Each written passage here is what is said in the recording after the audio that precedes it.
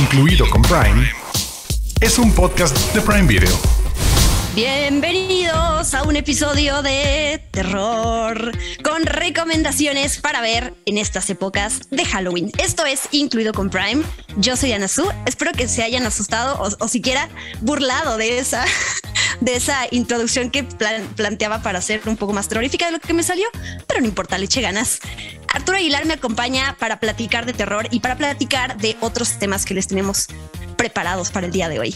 Quizás si te dan la oportunidad, hola Diana Su, si se dan la oportunidad de vernos en video, descubran que era un poco más clara tu intención de hacer una voz de terror y meternos en este tono, porque mientras te escuchaba, no sé si sabía hacia dónde lo estabas llevando, pero bueno, sí, precisamente vamos a hablar de terror. Y la segunda parte de este podcast, de este episodio, lo vamos a dedicar a platicar de la Fórmula 1. Rápidamente, se lleva a cabo el 30 de octubre en México, el Gran Premio de México. Más información les vamos a compartir, más información sobre cómo verla a través de los canales de Fox Sports en Prime Video, y les recomendaremos la serie documental Fernando, que precisamente habla sobre uno de los pilotos más importantes de los últimos años, el español Fernando Alonso. Pero especialmente vamos a platicar sobre la serie paranormal La Hora del Diablo, sobre Cronos, la primera película como director de Guillermo del Toro, El gabinete del Dr. Caligari, El bebé de Rosemary. Rápidamente vamos a comentar un estreno que llega a Prime Video, que es El norte sobre el vacío, y nuestras queridas Prime News con lo que va a llegar próximamente a Prime Video.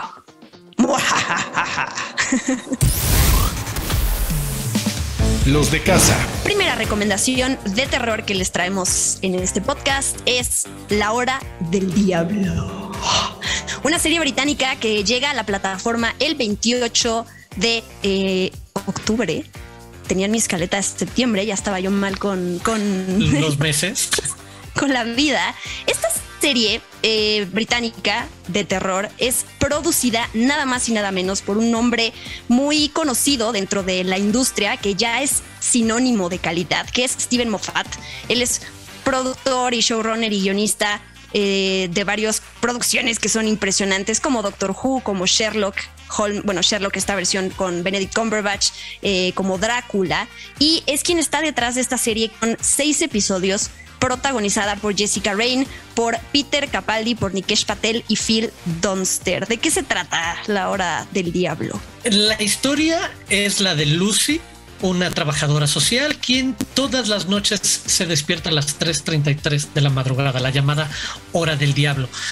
Tiene una vida muy peculiar, se enfrenta al reto de que su hijo es súper retraído y no muestra emociones. Al mismo tiempo tiene estas como visiones que parecería jugar hacia la salud mental o la esquizofrenia, o estoy viendo el pasado, o es un déjà vu, es un flashback o otras cosas. Y descubrimos que está relacionada con una serie de asesinatos, de desapariciones de niños, con el principal sospechoso. Y este es como el punto de partida, lo que vamos a conocer a grandes rasgos en el primer episodio, y que se va a mover, y a mí me sorprendió para bien. Quizás estaba esperando algo distinto con la sugerencia y la idea de La Hora del Diablo, y saber que estaba Steven Moffat detrás, que se mueve más a una mezcla bien interesante entre lo paranormal y la ciencia ficción, porque también lo que vamos a descubrir es a un personaje, en este caso el interpretado por Peter Capaldi, que habla un poco desde quien viene del futuro y te está advirtiendo algo, o te está tratando de explicar que existen, ya sabes, desde esta idea, concepto de multiversos o de relación, comunicación entre los tiempos o entre el espacio y el tiempo. Me enganchó bastante esta idea, la verdad. Llegué hasta la mitad de la primera temporada, llevo 3 episodios, pero creo que va estableciendo muy bien estas primeras ideas de hacia dónde se mueven estas historias que se van conectando. Sí, Peter Capaldi es muy siniestro, ¿no? Es ese actor que ves su cara y la forma en que puede poner la mirada y fruncir el ceño te puede dar mucho miedo y te puede parecer muy amenazador, así que le queda muy bien este papel, como tú ya dijiste, de un personaje que se llama Gideon, que no se sabe mucho a partir del tráiler para la gente que apenas va a empezar a ver esta miniserie, pero que él en entrevistas ha dicho que de alguna manera es un criminal, que es un asesino y es una amenaza a la sociedad. un villano muy inteligente, que obviamente esos son los más peligrosos, los que utilizan la inteligencia para hacer sus movimientos, muy escurridizo y que pues está siendo perseguido por la policía. Entonces parte de esta serie es encontrar cómo se entrelazan estas historias, como tú ya bien dijiste. Yo vi el primer episodio, me fui a dormir y primero dije, me gustó la historia, no me quedé tan aterrada. Después me desperté en la madrugada, no a las 3:33, no en la hora del diablo, tampoco me pasó. Pero sí me desperté y sí, en ese momento fue cuando sentí el peso de la serie en mí, porque dije, qué miedo empezar a tener estas visiones como tiene la protagonista en la madrugada, porque además tu cerebro se empieza a despertar más, ¿no? Porque empiezas a generar cosas en tu cabeza, a ver cosas que a lo mejor no están a tu alrededor, y fue cuando dije, no, sí me pegó esta serie, sí me dio miedo. Así que es una gran recomendación para ver en esta época de Halloween o en cualquier época. Y me gusta otro elemento que tiene, que ya lo mencionaste tú, pero lo recalco, es el niño. El hijo de la protagonista es súper creepy. O sea, sí, cuando estás en tu cama y abres los ojos y de repente imagínate tener a un niño frente a ti que te está viendo con una mirada perdida o no sabes si te quiere matar. Los niños para mí son de las cosas más aterradoras que puede haber en las películas de terror, porque pues todo siempre se liga a los niños con inocencia, infancia. Sí, cómo no. Ajá, exacto.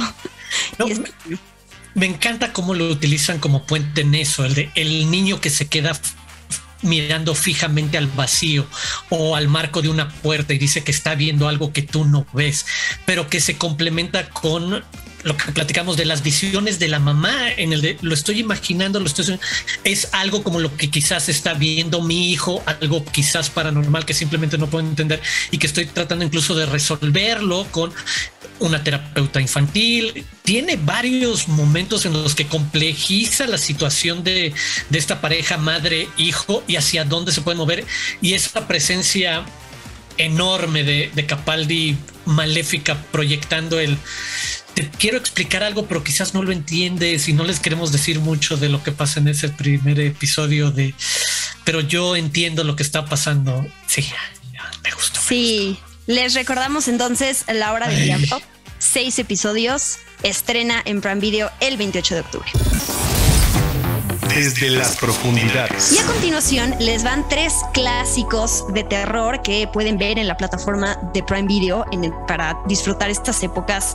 El primero que elegimos para ustedes, tratamos de salirnos un poquito como de la línea de lo clásico que siempre se recomienda en estas épocas, y es nada más y nada menos que Cronos, que también es conocida como Cronos, la invención del tiempo, o como la invención de Cronos. Tienen esas 3 opciones para buscarla en el catálogo. Es una película de 1993 y, como ya había dicho en la intro, pues es el debut como director de Guillermo del Toro, que siento que hay muchas personas que todavía no han visto su ópera prima y que van a entender enseguida, o sea, reconocen ahí a Guillermo del Toro, ¿no? En cómo logra sacar adelante una película como esta con 1.5 o 2 millones de dólares, que es mucho para una película de México, que además en esa época y que necesita mucho de maquillaje y de muchas cosas para poder llegar a esta ambientación de terror, que es una película que habla de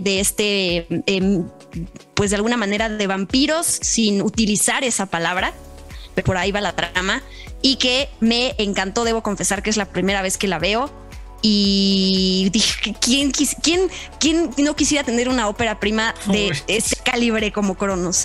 No, totalmente de acuerdo, me encanta, y eso es el poder ver la esencia del gran trabajo que va a seguir realizando durante las siguientes décadas una mente creativa como la de Guillermo del Toro, pero todo está ahí, la capacidad de tomar este mito del vampiro sin llamarlo vampiro, darle un contexto social, histórico, mexicano particular, jugar con diferentes historias o diferentes momentos en el tiempo, porque te cuenta la historia de este artefacto mágico, casi podríamos decir, con un escarabajo, un bicho raro adentro que chupa sangre y a cambio de darte una juventud eterna, pues te hace alguien que va a estar buscando y consumiendo sangre constantemente. Entonces se mueve por ese terreno es enormemente creativa y original, y en eso, cómo encontrar desde el cine independiente, sin la necesidad de los grandes artificios, el centro de estos conflictos de un hombre que se lo encuentra después de 400 años por pura suerte, se lo encuentra en la Ciudad de México y lo empieza a usar, y cómo pues, el conocer ese poder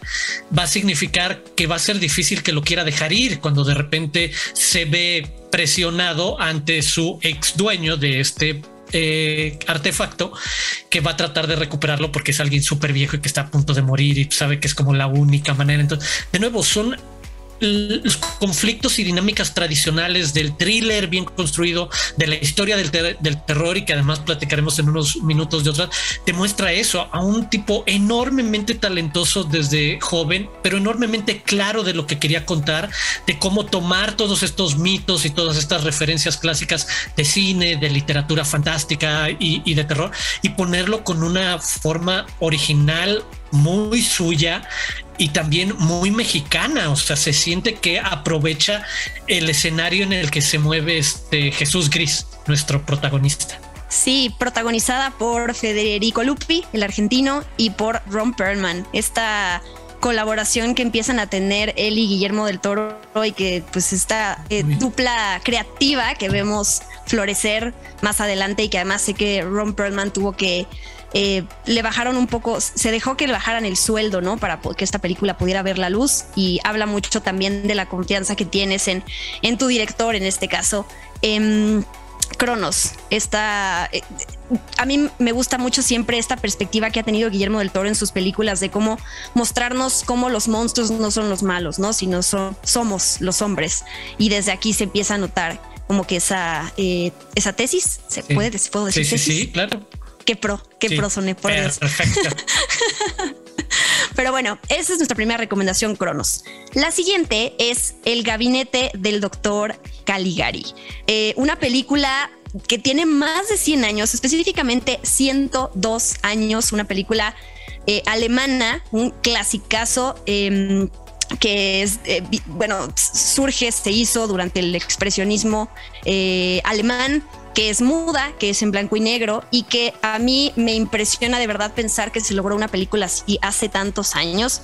Para mucha gente puede ser difícil, dura 53 minutos, ni siquiera llega a la hora, pero puede ser difícil mantenerse enganchado con una película pues tan vieja, y al mismo tiempo es para mí un claro ejemplo de cómo en las películas de terror a veces se pasan con la manipulación que utilizan con los elementos, la música, el juego de luces y de sombras. Esta película no tiene eso. De hecho, la música de repente es hasta como divertida, como simpática. Y aún así, lo que te genera la historia y ver al protagonista, rápidamente les contamos, se trata sobre un hombre, que es el doctor Caligari, que pues comete crímenes a través de un sonámbulo. Es básicamente como el de lo que se trata, y bueno, la metáfora que hay detrás de todo esto, ¿no? En la vida real. Sí, un clásico, como dices, del expresionismo alemán y de lo que significa con los elementos básicos poder transmitir muchísimo esta historia de terror, precisamente de la manipulación de la mente y de un hombre en convertirlo en tu asesino por algunos intereses, y que tenía como estas metáforas sociales, y que al final era lo que convertía al terror en ese gran vehículo como género cinematográfico para tocar otros puntos. Pero me gusta mucho por donde lo comentabas hace rato, que mucha gente lo vea también desde la perspectiva de entender su momento y de qué temprano y qué avanzado llega de nuevo a 100 años de distancia, y con todo lo que hay de aprendizaje cultural popular de cómo consumir historias. Las últimas generaciones estamos todos súper acostumbrados a cómo consumir historias en diferentes formatos, con diferentes referencias. Ver esto, la semilla, de nuevo, esta es una de las películas que Guillermo del Toro se ha cansado de referenciar como uno de los puntos importantes para todos los amantes del terror, y ver eso es con lo sencillo, con lo básico, cómo creas estas distorsiones, cómo construyes un universo en el que las formas, las sombras, las formas de las construcciones, de los edificios, las sombras de los personajes, todas llenas de ángulos cortantes como picos y demás, transmiten una sensación de incertidumbre, de incomodidad, de persecución, y de nuevo jugando con estos miedos en ese ese momento también de lo que pasaba en Alemania alrededor de una manipulación masiva de las mentes de la gente, como dices, de un sonámbulo, de un casi zombie que era controlado por este doctor Caligari, que hacía presentaciones en las que impresionaba a la gente con el de miren lo que logro hacer con alguien que hipnotizo, y rápidamente toma un giro hacia lo más perverso, y que entiendes todas estas sutilezas e historia sin música, sin diálogos realmente, sin una mayor sofisticación en cómo se van desarrollando las escenas o la edición, que siempre es interesante eso, el ver de dónde están esas semillas.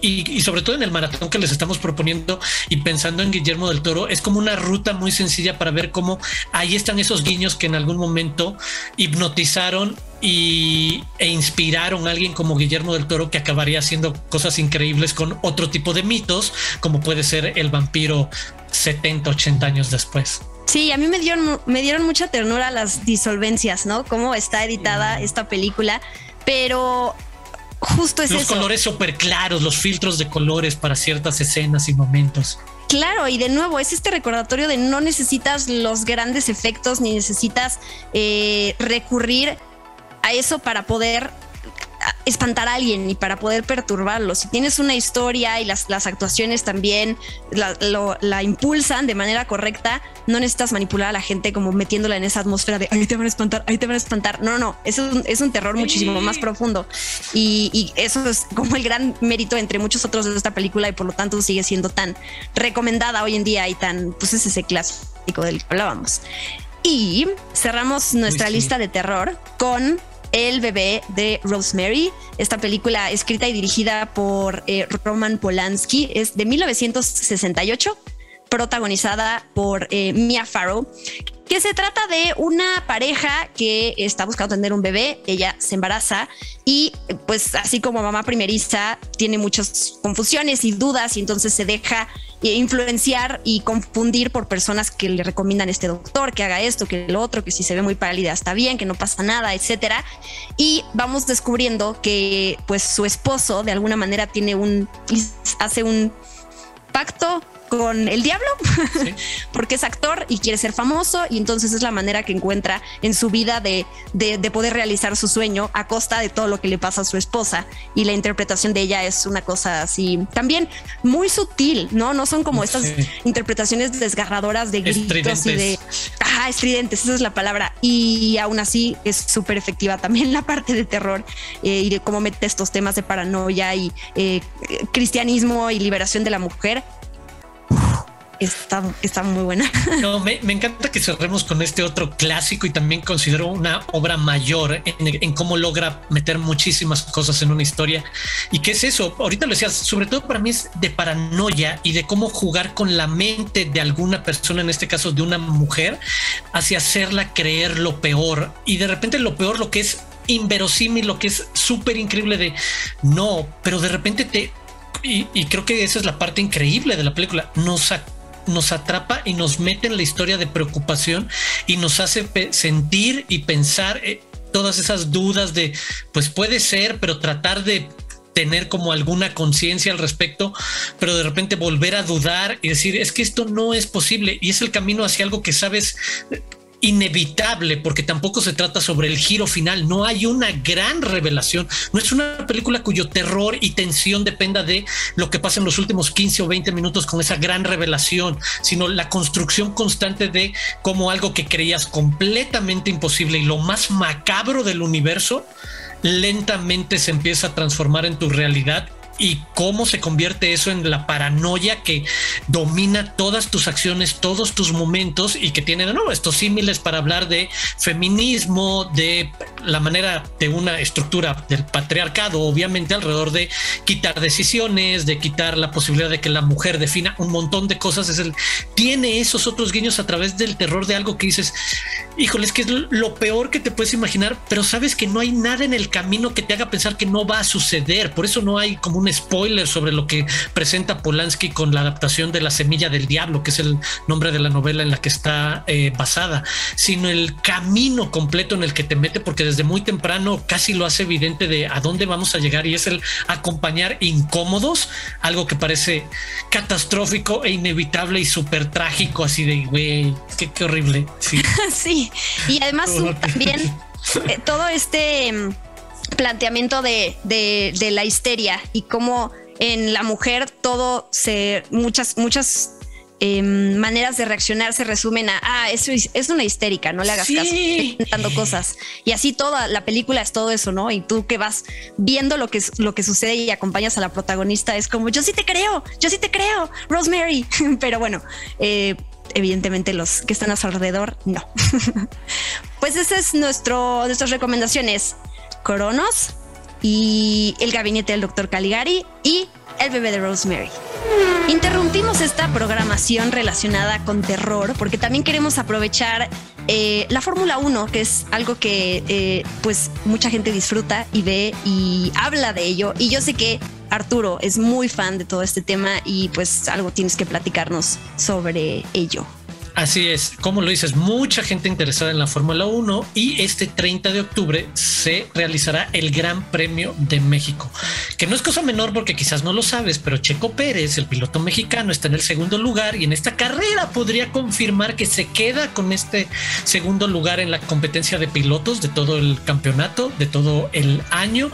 Entonces resulta una carrera bastante atractiva, y la noticia es que los canales de Fox Sports 1, 2 y 3 están disponibles sin costo adicional en Prime Video en México.